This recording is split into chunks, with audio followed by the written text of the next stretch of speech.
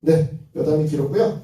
오늘 이제 민수기 개론 세 번째 시간입니다. 지난 시간까지 우리가 첫 번째, 두 번째 시간을 했었고요. 이제 오늘 세 번째 시간인데요.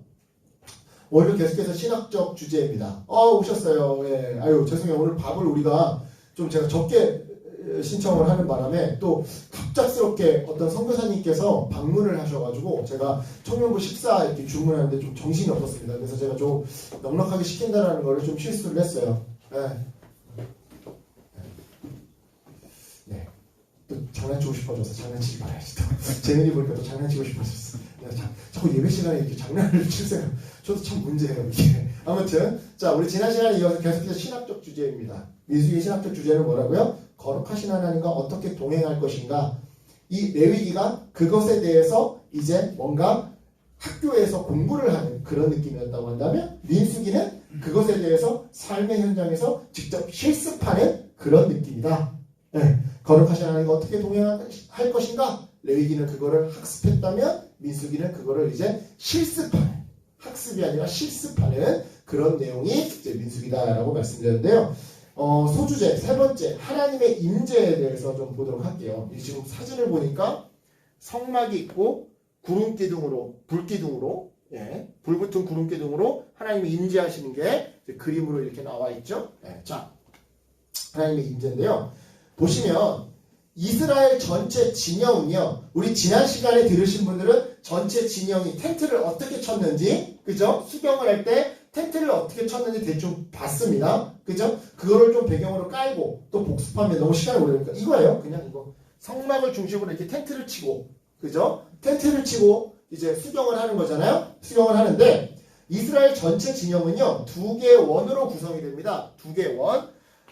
먼저 바깥의 원은요 12지파가 이런 식으로 거주를 해요. 우리 지난 시간에 봤었죠. 다시 한번 복습하는 거예요. 자, 여기가 동쪽입니다. 여기가 동쪽이고 서남북이면 동쪽에 유다지파, 이사갈지파, 스불론지파, 그리고 남쪽에 르우벤지파, 시므온지파, 갓지파, 서쪽에 이렇게 또 북쪽에 이렇게 있는 건데 앞에 숫자가 있어요. 이 숫자가 의미하는 게 뭘까요? 숫자가 의미하는 게 뭘까요? 즉 글씨 앞에 단, 아셀, 납달리, 베냐민, 므낫세, 에브라임인데 어쨌든 여러분 요 앞에 숫자가 있어요. 이 숫자의 의미가 뭘까요? 아들 순서 있잖아요. 그렇죠. 네. 바로 그거예요. 아들 순서예요. 르우벤이 사실 장자예요. 시몬이 둘째예요. 그리고 레위 지파는 아직 안 나왔어요. 셋째는 나오지도 않고 넷째가 유다예요. 근데 유다가 장자 지파다. 여러분 구약 성경에서는 동쪽이 항상 좋은 쪽이에요. 북쪽이 제일 안 좋은 쪽이고 북쪽이 그러니까 이 순서예요. 이 순서 아시겠죠? 이 순서로 좋은 거예요. 알겠죠? 그러면 유다가 가장 선봉장이죠. 이 이유에 대해서는 지난 시간에 얘기를 했습니다. 또 이야기하면 너무 길어지니까 패스를 하고 어쨌든 그래서 여러분한테 그걸 좀 보여주려고 헷갈리지 않게끔 하려고 앞에 숫자를 좀 기록해줬어요. 네, 기록해줬어요. 자.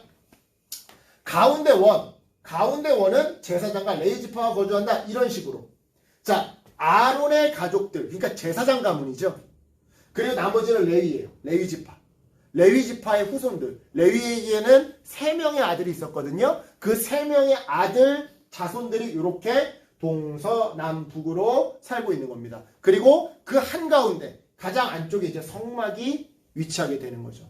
성막이.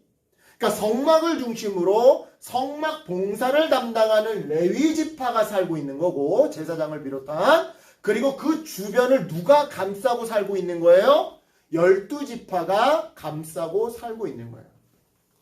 자, 이것에 인사이트가 있어요. 이것이 주는 우리에게 메시지가 있어요. 뭐냐면 하나님의 임재. 자, 성막은 뭐 하는 곳이에요? 하나님이 임재하시고 백성들과 만나는 곳이에요. 구약에서. 구약 성경에서 성막은 하나님이 임재하시고 백성들과 만나는 장소거든요. 그 하나님의 임재가 성도들의 삶의 중심이 되어야 한다는 거예요. 보시면 이게 지금 거주촌이잖아요. 그죠? 좀 실감나게 이 말씀드리자면 난민촌인 거예요. 왜냐면 이 사람들은 출애굽을 탈출해서 가나안을 향해 가고 있잖아요. 어떤 의미에서 난민촌이라고 이해하면 여러분 이해가 굉장히 쉬우실 거예요. 그러면 그 난민촌 한가운데 정부가 있다거나 임시정부가 있다거나 난민촌 한가운데 식당이 있다거나 그게 아니라 난민촌 한가운데 뭐가 있는 거예요? 성막, 하나님의 임재가 있는 거예요. 그러니까 삶의 중심에 뭐가 있다? 하나님의 임재, 성전이 있더라 이 말이에요. 네. 자, 여러분 하나님의 임재를 상징하는 교회가 교회 공동체가 삶의 중심에 있어야 한다는 거예요. 지금 이거 사진을 보시면 우리 지난 겨울 수련회 때 갔던 곳이에요. 여기 어딘지 기억하시는 분? 아니야. 교회. 그러니까 무슨 교회? 베드로? 무슨 교회? 어? 베드로? 베드로 교회? 엎드려. 자, 이거 우리 지난 겨울 강화도에서 갔던 데야. 마리아. 마리아 아니야. 정말 야, 네가 베드로를 보면 마리아가 나오잖아.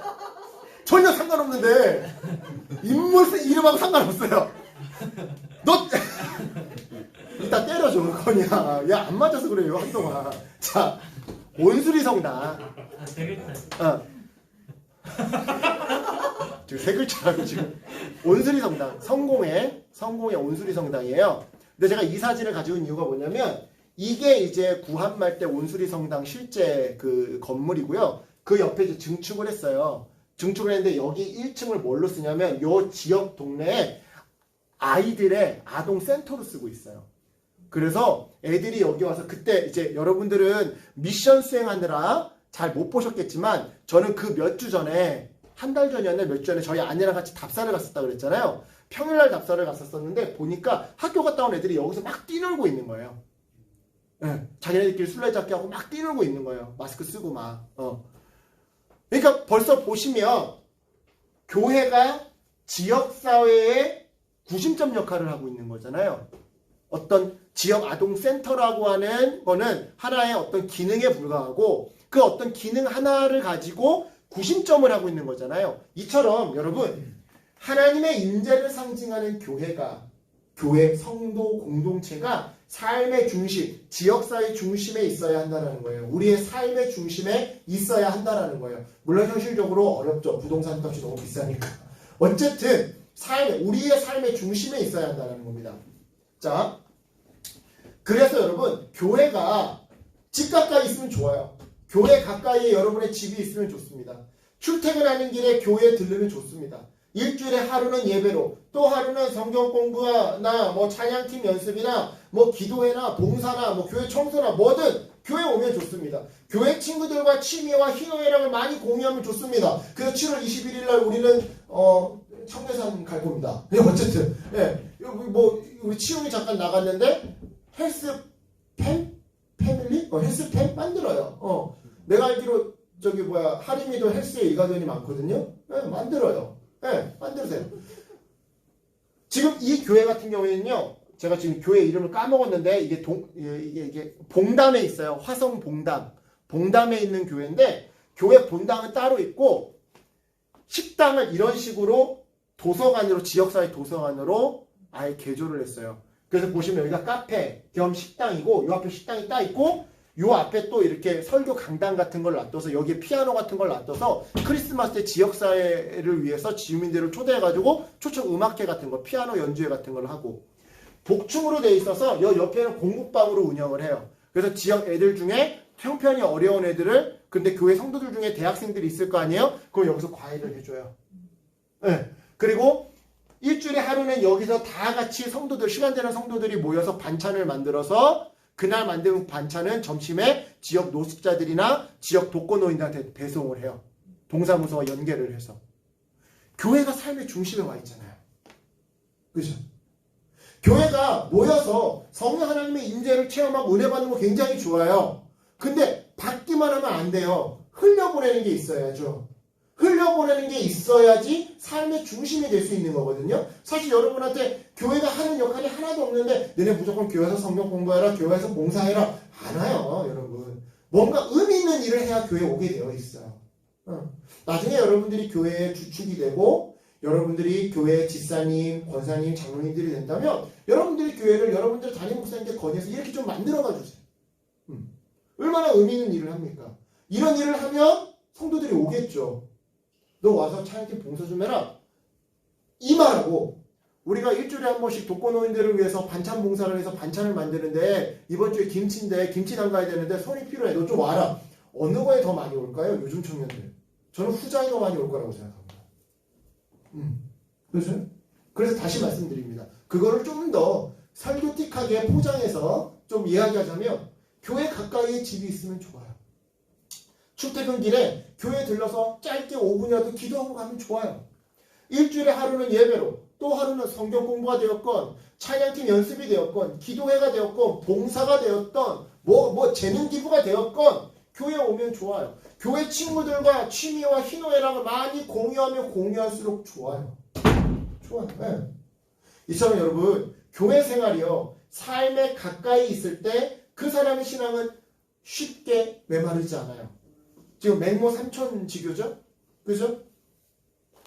무덤 옆에 갔더니 맨날 곡하는 것만 배우더래요. 제사 지내는 것만 따라하더래요. 이건 뭐지? 이게 시장이었나? 시장 갔더니 장사 물건 파는 것만 흉내내더래요. 학교 옆에 갔더니 공부하는 거 흉내내더래요. 여러분, 무엇을 내 옆에 두느냐에 내가 영향받습니다. 무엇을 내 가까이 두느냐에 내가 영향을 받아요. 교회가 내 옆에 있으면 교회에 영향을 받아요. 쉽게 메마르지 않아요. 무슨 말인지 아시겠어요? 이걸 고상한 말로 우리가 뭐 접속의 힘, 접촉의 힘 뭐 이렇게 얘기하는데 여하튼 가까이 있는 것을 담게 되어 있어요. 자, 여러분 교회를 삶의 중심에 두시기 바랍니다. 교회에 자주 오셨으면 좋겠어요. 저는 할 거 없는데요. 할 거 없으면 와서 저한테 밥이라도 사달라고 하세요. 할 거 없으면 저한테 와서 커피라도 사달라고 하세요. 네. 치용이 나갔네. 치용이 출근하는 길에 교회 들러가지고 밥 사주세요. 그럼 내가 밥 사주지 안 사주겠어요? 네. 여러분 놀러라도 먹으러라도 오세요. 그리할 때 하나님의 임재를 더 자주 체험할 수 있습니다. 자, 그 다음에 이제 우리 네 번째 주제로 넘어갈게요. 나실인 서원입니다. 나실인 서원. 자, 여러분 지금 이 뒤에 배경이 되는 이 그림이 누구를 주인공으로 그린 그림일까요? 삼손. 네. 보시면 자고 있죠? 손가락으로 가위질 흉내를 내고 있고 어떤 여자가 가위를 들고 오고 있네요.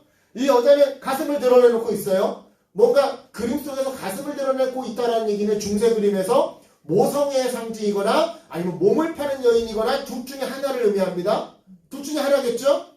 남자가 누워있고 뭐예요 이거는? 삼손밖에 연상되는 게 없죠? 맞아요. 삼손이에요. 자, 삼손은 나실인이었거든요.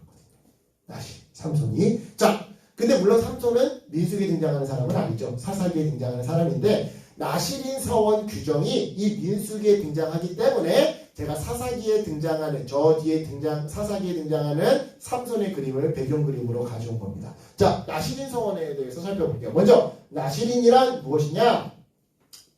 민수기 6장을 읽어보시면 나실인의 서원 규정이 기록되어 있습니다. 나실인은요, 특별한 목적을 위해 특별한 기간 동안 하나님께 구별을 서원한 사람이에요. 자진해서. 제가 3년 동안 또는 6년 동안 나실인으로 살겠습니다. 서원하는 거예요. 나실인은요, 따라서 무엇을 해야 하는 사람이라기보다 무엇을 하지 말아야 하는 사람이라고 하는 특징을 가지고 있는데요. 한마디로 내가 이제 하나님 저 6년 동안 나실인으로 살게요 라고 서원을 했다 친다면 그러니까 이게 뭔가를 해야 하는 게 아니라 뭔가를 하지 말아야 한다는 거예요.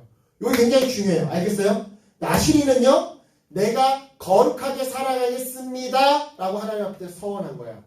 그래서 무엇을 하는 것이 아니라 하지 않는 거예요. 여러분 어떤 의미에서 거룩은 다이어트예요. 빼는 거예요.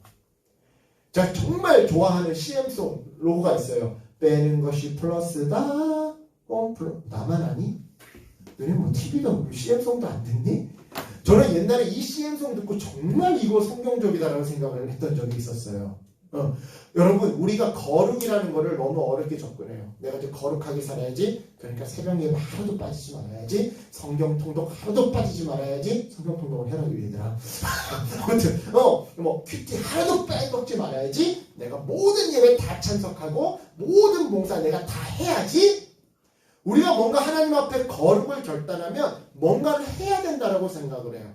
그런데 성경에서 말하는 거룩, 특히 나시린 규정에서 나타나는 거룩은요, 무엇을 하는 게 아니라 무엇을 안 하는 거에 포인트가 있어요. 금식, 단순히 먹는 것만 금식이 아니라 내 삶의 습관에 있어서의 다이어트. 이게 포인트다 이 말이에요. 여러분, 거룩은 빼는 것에 포인트가 있는 거야. 아시겠죠? 자, 내가 말해놓고 이런 밥 되게 멋있는 것 같아. 그래서 이런 거 내가 가지고 이제 이렇게 막 카드로 만들고 싶어요. 죄송합니다. 제가 좀 오늘 이상한 것 같아요. 자, 그래서 나시린이 하지 말아야 할 게 무엇이냐? 첫 번째, 포도주, 독주, 포도식초, 포도주를 멀리해야 됩니다. 자, 이 중에서 자, 그리스도에게는 자유가 있어요. 취하지 말라고 그랬지 입에 대지도 말라고 하지는 않았어요. 그러니까 여러분들 중에 와인 먹을 수 있어요. 근데 목사님 전 죽어도 와인은 못 끊겠습니다. 그러면 나시린 서원하지 마세요. 알겠죠? 나시린 서원하면 포도주도 마시면 안 돼. 목사님 그래도 제가 이제 결혼을 앞두고 있는데 신혼 첫날 밤에는 제 사랑하는 신혼 아내와 그 와인 한잔 해야 되지 않겠습니까? 그럼 나시린 규정 서원하지 마세요. 큰일 납니다. 자, 농담이고요. 포도주, 독주, 포도식초, 포도주를 멀리해야 합니다. 네, 멀리해야 됩니다. 그리고 두 번째, 서원한 기간 동안 머리를 깎지 말아야 돼요. 이게 삼성 이야기랑 이제 연결이 되죠. 그죠? 머리를 깎지 말아야 돼요. 머리카락에 삭도를 대면 안 된다. 나시린은. 3번, 어떤 사람의 시체나 동물의 시체도 접촉해서는 안 됩니다. 만약 나시린 시체와 접촉한 경우에는 속죄 절차를 밟아야 하는데 이걸 안 밟고 막 즐겼던 사람이 역시 또 삼손이야. 삼손, 사자의 시체에서 이 벌이 만든 꿀을 먹잖아요. 그죠? 시체를 만지면 안 되는데 사자의 시체에서 이 벌들이 만든 벌집을 만들어가지고 벌이 만든 그 꿀을 먹어요. 그러니까 시체를 만진 거지. 그러니까 삼손은 본인이 나시린임에도 불구하고 나시린 규정을 다 망가뜨리는 거야. 맨날 술 꽐라대가지고 미안해 꽐라라는 표현을 해야 여러분들 실감나게 다 걸 거라고 생각이 돼서 그런 거예요. 맨날 술 취하고 시체 만지고 막판에 여자한테 나 머리카락 잘라 뭐 이런 것까지 비밀까지 다 얘기하고 그죠? 네. 자, 네 번째 나시린 서원. 요게 독특한데요. 여자도 가능해요. 우리는 나시린 서원이 꼭 남자만 할 수 있다라고. 구약은 이 남성 중심 사회의 문화다 보니까 나시린 서원은 남자만 가능할 거라고 생각하는데 아닙니다. 나시린 서원은 여자도 가능해요. 여자도 가능해요. 자, 그러면 여기서 재밌는 걸 한번 제가 비교해 볼게요. 나시린과 대제사장을 한번 비교해 볼게요. 공통점이 있어요. 뭐냐? 나시린도 대제사장도 자기 가족의 시신과 그 접촉이 금지돼요. 그러니까 시신과 접촉할 수가 없어요. 그리고 두 번째, 나시린이나 대제사장이나 둘 다 포도주나 독주를 마실 수 없습니다. 단 대제사장은요 평상시에는 마실 수 있어. 언제만? 성막에 들어가서 성막 봉사, 성막 예배 인도 요런 거 할 때만은 술 마시면 안 돼. 술 마시면 안 돼. 네, 무슨 말인지 알겠죠? 그러니까 그때 그리고 나시린은 항상 포도주와 독주를 마셔서는 안 됩니다. 네, 아시겠죠? 그리고 머리에 삭도 금지. 대제사장도 머리에 삭도를 금지합니다. 그리고 나시린들도 삭도를 금지하죠. 차이점이 있어요. 차이점이 뭐냐면 되는 방법이에요. 보시면 제사장은요 혈통이에요. 내가 선택하는 게 아니에요. 내가 제사장의 아들로 태어나면 무조건 나는 제사장이에요. 그러니까 이거는 숙명이에요. 일종의. 내가 태어나서부터 결정되는 거야. 결정론적이야. 내가 벗어날 수가 없어. 그리고 남자만 가능해요. 여자는 불가능해요.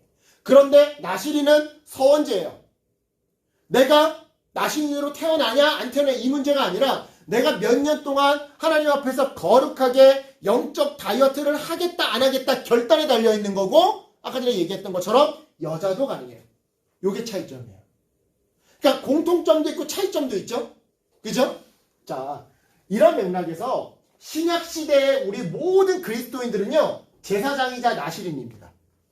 내가 뭐 시간 관계상 신약 성경을 다 여러분 제가 막 발췌해서 가져오진 않았지만 신약 성경을 보면 너희는 왕 같은 제사장이라고 성경에 기록되어 있어요. 그러니까 이제 예수 그리스도 이후에는 여러분들이 꼭 제사장 가문에서 태어나지 않았어도 설사 여자여도 예수 그리스도를 믿는 누구나 대제사장이다 이 말이에요. 대제사장 대자는 빼고 제사장이다 이 말이에요. 그리고 동시에 예수 그리스도를 믿는 우리는 거룩하게 살아가야 하는 영적 나시린입니다. 그러니까 신약시대 그리스도인들은요, 나시린이자 대제사장이에요. 자, 나시린은요, 뭐가 강조되는 거예요? 내 자유의지가 강조되는 거예요. 내가 나시린으로 살 거야. 내가 어떻게 태어나든 나시린으로 살아갈 거야. 내가 설사 태어나기는 무슬림으로 태어났어도 죽기는 그리스도인으로 죽을 거야. 이거 실제로 순교한 무슬림 목사가 2002년인가 2001년도에 터키에서 강경 무슬림들한테 살해당한 그 무슬림 출신의 기독교 목사님이 순교하면서 했던 말이죠. 나는 태어나기는 평범하게 태어났어도 살기는 나시린으로 살아갈 거야. 자유의지가 강조돼요.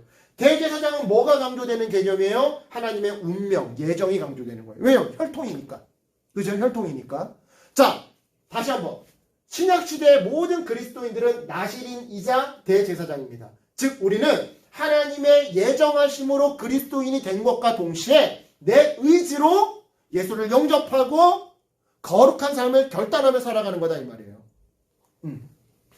따라서 구별된 삶을 살아가야 된다.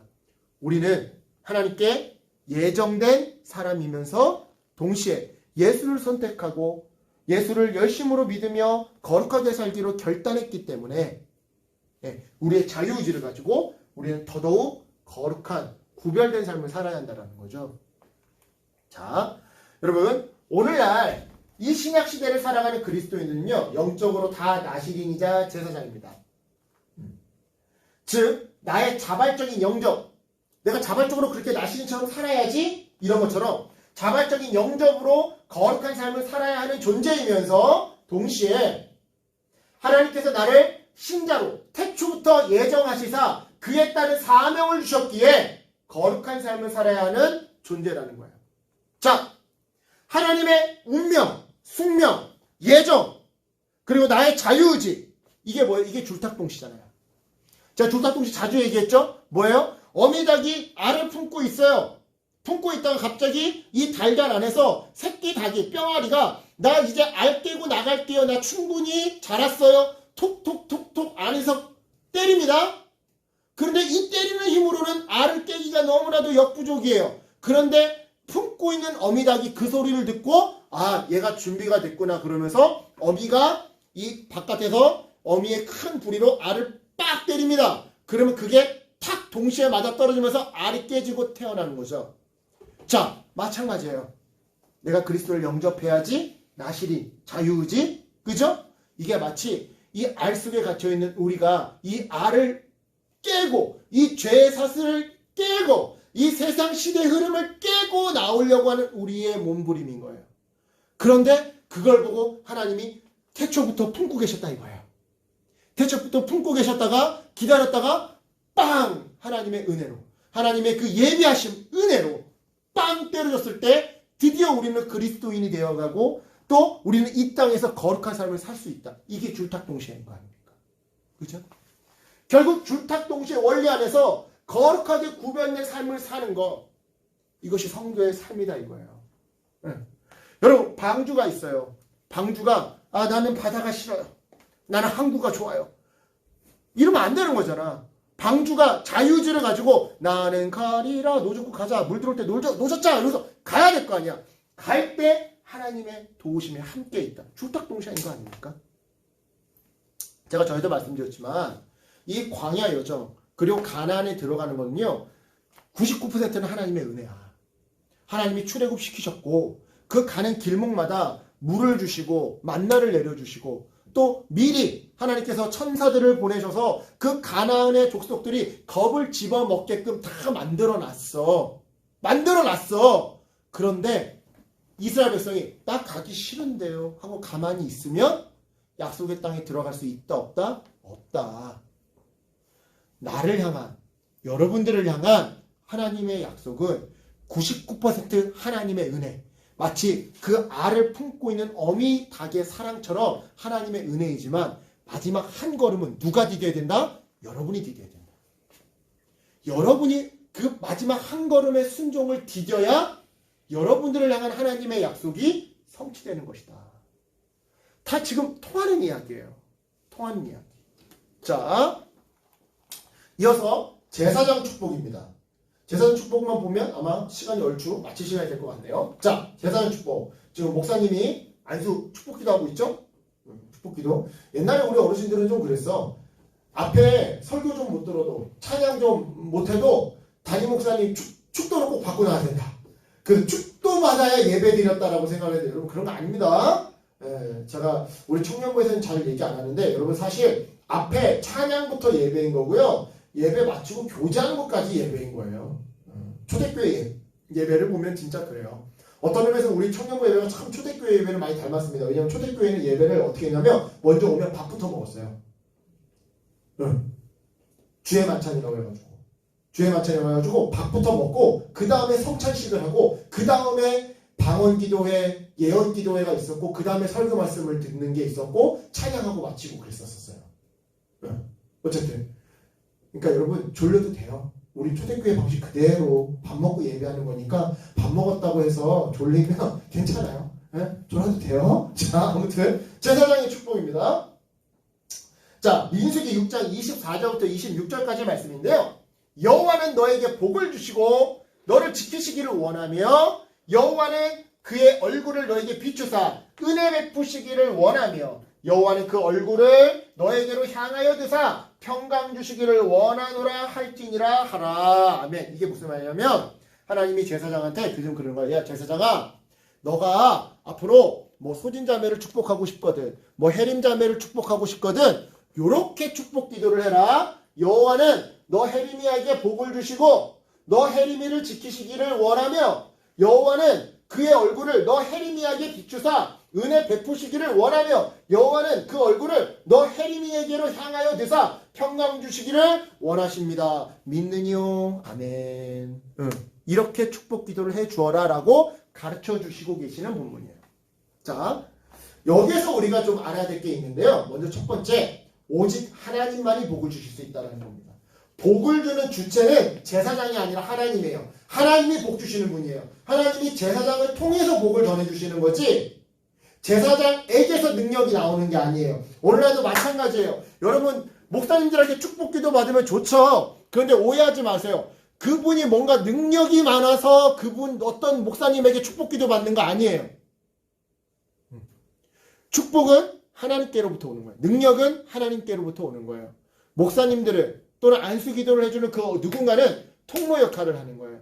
그러니까 여러분 어떤 목사님이 능력이 좋대 쫓아다니지 마세요.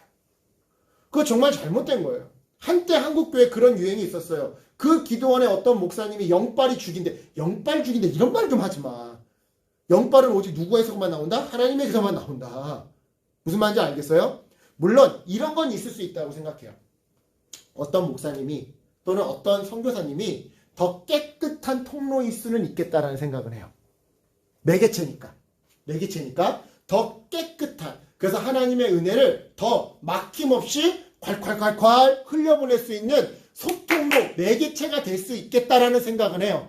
그런데 어떤 목사님이 더 영빨이 좋다? 이런 거 없어요. 비성경적이에요. 이해하시겠죠? 네. 여러분 복을 주는 주체는 제사장, 사람이 아닙니다. 목사님이 아닙니다. 어떤 예언자가 아닙니다. 어떤 은사자가 아닙니다. 어떤 선교사님이 아닙니다. 하나님이에요. 따라서 여러분도 여러분 친구, 옆 사람에게 축복 안수기도 해줄 수 있는 거예요. 여러분 재밌는 거 뭔지 아세요? 사도행전을 보세요. 사도행전을 보면 사도인 바울이 선교 여행을 간다니까 목사님들이 와서 축복 안수기도 해주는 게 아니라 그 교회 성도님들이 바울 사도에게 안수기도를 해줍니다. 선교 잘 갔다 오라고. 그러니까 여러분 오늘날 우리 교회 속에서 비성경적인 게 너무 많아. 안수기도는 오직 목사만 할 수 있다? 아니에요. 여러분들이 저한테 안수기도 해줄 수 있는 거예요. 이해하시겠죠? 자, 하나님이 하시는 일은 자기 백성에게 복을 주시는 일. 하나님은 여러분에게 복 주시기를 원하세요. 그게 하나님의 일이세요. 물론 이 복이 내가 생각하는 로또 당첨이 아니다. 이게 문제인 거지. 여러분 로또 사세요? 가끔씩 사세요. 하나씩. 사야 그것도 당첨이 나오는 거지. 또 진지하게 받아들이지 마. 자, 하나님은 자기 백성을 지키시는 분입니다. 이곳에 지키다라는 동사는요. 성경에 450번 사용되는데 오직 하나님과 관련되어서만 사용됩니다. 즉 하나님은 여러분을 지키시는 분이세요.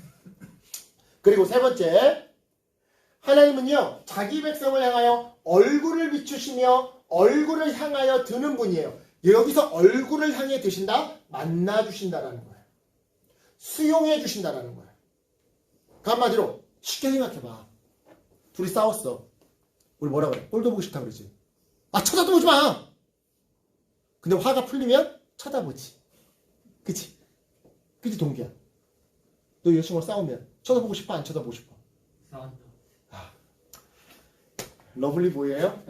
스윗가이 서윗하다야. 자 아무튼 여러분 다시 한번 얼굴을 비추시면 얼굴을 향하여 드는 분이다. 어떤 분이다? 하나님은 어떤 분이다? 우리 자기 백성을 만나주시고 자기 백성을 수용해 주시는 분이다.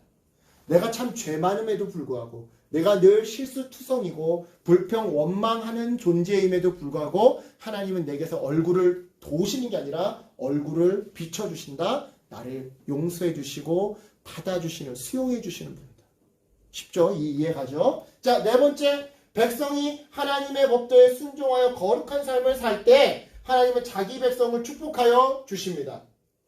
그런데 제가 아까 전에 말씀드렸지만 오늘날 이 신약 시대에 제사장은 어떤 목사님만을 의미하는 게 아니라 여러분 전체를 의미하는 거라 그랬죠? 즉 오늘날 제사장은 모든 성도이기 때문에 이 축복 기도권은요 목사님뿐만 아니라 모든 성도에게 동일하게 있다라는 거예요. 저한테만 안수기도의 특권이 있는 게 아니라 여러분도 여러분 각자에게 서로에게 안수기도 해줄 수 있고 저에게도 안수기도 해줄 수 있는 거예요. 저도 필요하면 저도 만약에 나중에 내가 만약 어디 선교사로 가게 된다. 그럼 저도 청년들 저를 위해 안수기도 해주세요. 이럴 거예요. 자, 오늘날 성도는요 제사장이자 평신도입니다. 그러니까 평신도, 목사와 구분하기 위해서 우리가 평신도라는 표현을 쓰는데 사실 이거는 좋은 표현이 아니고요, 옳은 표현도 아니고요, 없는 표현이에요. 평신도라는 표현은 사실 없는 표현입니다. 그리고 그다음 건강한 표현도 아니에요. 우리가 어쩔 수 없이 목사와 일반 성도를 구분하다 보니까 구분하기 쉽게 평신도라는 표현을 쓰는 것 뿐이지 사실 성경 어디에 있지도 않는 표현입니다. 어디에도 없어요. 오늘날 성도는요 성도이면서 동시에 제사장입니다. 따라서 제사장의 축복을 하는 주체자이자 여러분이 축복 기도를 하는 그 주체자일 수도 있고요. 그 축복 기도를 받는 수혜자일 수도 있어요. 물론 여기서의 주체자는 매개체의 의미입니다. 오직 권능은 오직 능력은 누구에서만 나온다? 하나님에게서만 나온다. 그런데 내가 손을 뻗쳐 안수 기도를 해주는 사람일 수도 있고 그 안수 기도를 받는 사람일 수도 있다 이 말이에요.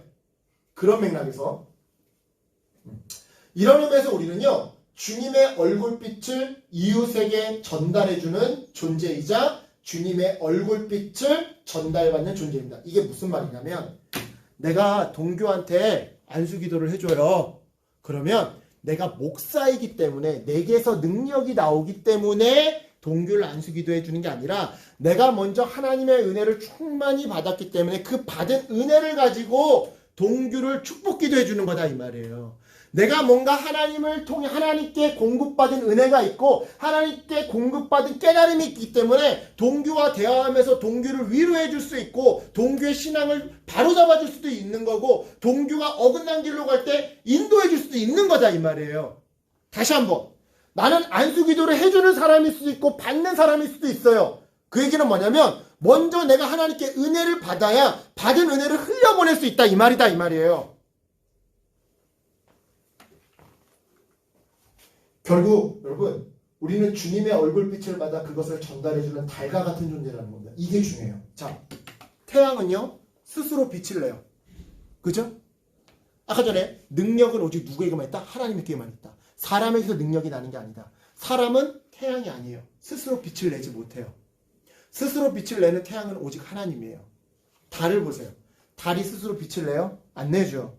달은 태양빛을 받아 반사해요. 물론 그 빛이 약해요. 그래서 대낮에는 달이 설령 뜬다 하더라도 대낮에는 달빛을 구분하기가 쉽지 않아요. 왜? 달빛이 약하니까. 하지만 어두운 밤이 되면 달빛으로 아주 환한 정도는 아니지만 그래도 누군가의 길을 어슴푸레하게 비춰주기에 넉넉하죠. 우리가 그런 존재예요. 우리는 태양은 아니에요.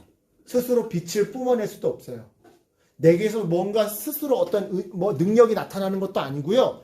내게서 능력이 설사 나타날지언정 어두컴컴한 내 옆 사람의 인생을 환하게 비춰줄 만한 파워도 없어요. 그런데 주님의 빛을 받으면 누군가 힘들어하고 있는 내 옆 사람의 길을 그래도 어슴푸레하게 조금이라도 비춰줄 수 있는 존재가 돼요. 하나님의 빛을 받으면. 달빛과 같은 존재다 이 말이에요. 내 옆 사람이 어두컴컴한 인생길을 통과하고 있어요. 그 친구의, 그 가족의 그 인생길을 조금이라도 좀 어슴푸레하게 밝혀주고 싶어요? 그러면 내가 달이 돼서 태양 대신 하나님의 그 빛을 받는 일밖에 없는 거예요. 따라서 여러분, 누군가의 어두움을 밝혀주는 따뜻한 달빛이 되어주고 싶으십니까? 그렇다면 내가 먼저 주님의 얼굴빛, 즉 은혜를 충만하게 받으세요. 주님은 여러분이 말 안 들었다고, 섭섭하다고, 삐졌다고 고개를 휙 돌리시는 분이 아니에요. 아까 전에 말씀드렸잖아요. 주님은 여러분에게 얼굴을 주시는 분이에요. 받아주시는 분이에요. 속 좁게 삐졌어. 너랑 말 안 해. 나 한다가 너랑 말 안 해. 이러시는 분은 아니다 이 말이에요. 그리고 그 받은 은혜를 가지고 옆 사람을 힘껏 응원해 주시고 위로해 주시고 기도해 주세요. 중보 기도해 주세요. 꼭 여러분 막 목사님들처럼 막 가가지고 막 손 머리에다 꼭 이렇게 안 해줘도 돼요. 그냥 위로해 이렇게 왔어요. 앉았어요. 오랜만이다. 어깨 토닥이면서 아유 하면서 마음속으로 주님 도와주세요. 이 지금 힘든 거 아시죠? 이렇게 짧게라도 좋아요. 내가 하나님께 받은 그 은혜의 분량만큼 그냥 간단하게 손잡았을 때 축복해주면 되고 위로해주면 되는 거예요. 말씀을 정리하겠습니다. 오늘 우리가 세 가지 배웠어요. 뭐 배웠냐? 하나님의 임재, 나실인 서원, 그리고 축복 기도에 대해서 배웠어요. 여러분, 하나님이 내 삶의 중심이 되셔야 돼요. 하나님이 내 삶의 중심이 되어야 되는데 이게 어렵다면 하나님을 대신할 만한 교회, 그죠? 하나님의 임재를 상징하는 그 상징성을 가지고 있는 교회라도 내 삶의 중심에 두셨으면 좋겠어요. 그렇게 하나님의 임재를 내 삶의 중심에 두고 살아갈 때 하나님께로부터 받은 공급받는 그 은혜가 있거든요. 그 은혜를 가지고 내가 거룩하게 영적 다이어트를 하며 살아가겠습니다. 그리고 그 받은 은혜를 가지고 내 옆 사람을 위로해주고 독려해주고 중보해주고 관심 가지며 살겠습니다. 라고 결단하면 실제로 그렇게 살아가는 거예요. 바라기는 우리 청년들이 그런 삶을 살았으면 좋겠습니다. 이제 위드 코로나 됐어요. 이제 교회에 좀 더 올 수 있어요. 우리 250명까지도 본당은 가능하고 우리 이제 기도해도 돼요. 기도해도 되고 부흥회도 99명까지 가능한 시점이 됐어요. 물론 각자 마스크 쓰고 조심해야 되는 부분은 여전히 남아있지만 이제는 좀 더 교회의 문턱이 올 수 있는 문턱이 낮춰졌거든요. 그러니까 여러분 교회 좀 자주 오시고 또 저한테 뭐 커피 사달라고 뭐 치용이 출근하기 전에 밥 사달라고 연락하세요. 제가 언제든지 사드릴게요. 그렇게 자꾸 만나서 삶을 나누면서 아 우리 치용이가 그런 고민이 있구나. 치용아 내가 기도할게. 아 치용이도 아 우리 목사님이 좀 그런 고민이 있구나. 목사님 저도 목사님 위해서 기도할게요. 응. 이런 관계들이 우리 청년부 안에서 더 뜨겁게 두껍게 막 다방면으로 살아나야 돼요. 네. 그래야 됩니다. 그래야 보이지 않는 하나님을 형제 자매의 사랑 속에서 발견하며 우리가 살아갈 수 있는 거예요. 그 은혜로 여러분 서로를 더욱더 위로하고 중보해주는 믿음의 공동체 되시길. 그래서 힘든 인생 여러분 내 옆 사람과 함께 기도로 손잡으면서 그렇게 삼겹줄로 이겨내시길 주님의 이름으로 간절히 축원합니다. 아멘. 기도하겠습니다. 하나님 감사합니다.